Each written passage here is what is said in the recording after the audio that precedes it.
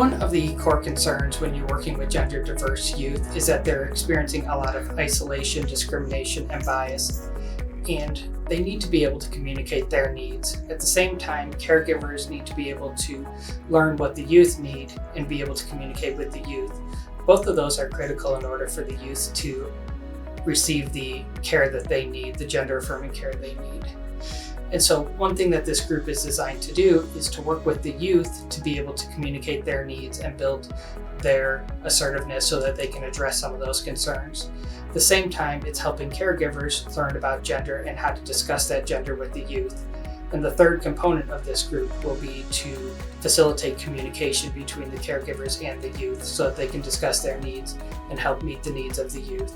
This will help improve the youth's functioning as well as the supports for the caregivers as they are able to meet with other caregivers and have a community of their own.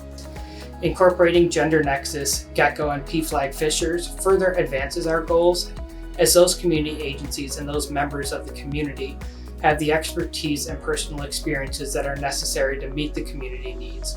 While this group is being developed locally, we intend in the future to build upon the findings of this research and expand access to the curriculum to service providers in other areas who may not have access to some of the services and the community agencies that we have here. This project is solving a problem in the community of helping gender diverse youth and their families learn more about each other and learn more about each other's needs.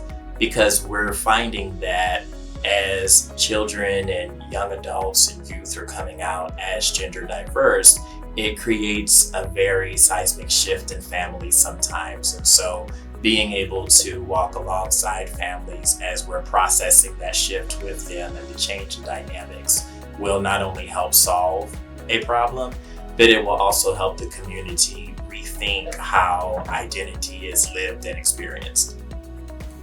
I got involved in this project because Richard and I are both passionate about supporting families of gender diverse youth. I was excited to help him in this one. When our child told us they were trans 10 years ago, there were very few resources for parents. We finally got lots of information, connection, and resources from a therapy group for parents of trans kids. Up to that point, we felt very isolated and adrift. We really appreciate the guidance from social workers and the camaraderie with the other parents. This project combines those benefits with the added bonus of simultaneous youth programming as well. The Bantz grant allows us to work with the inevitable struggles that our kids face, in that every child needs to know that there are other kids who share and reflect their experiences. And just creating the space where kids can have that experience with others, it just doesn't magically happen. It requires careful thought, consideration, examination. It requires evaluation after the fact so that we can make this experience as full and rich as possible.